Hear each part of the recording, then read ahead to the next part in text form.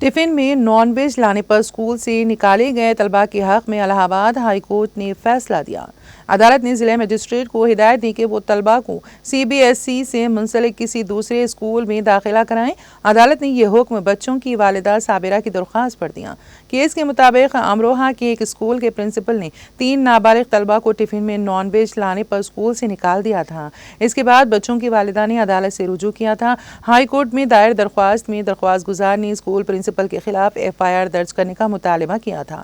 انہوں نے الزام لگایا کہ اسکول کے پرنسپل نے بچوں کے اسکول میں نان ویجیٹیرین کھانا لانے پر اعتراض کیا۔ اس کے بچوں کو غیر منصفانہ طور پر اسکول سے نکال دیا گیا ہے۔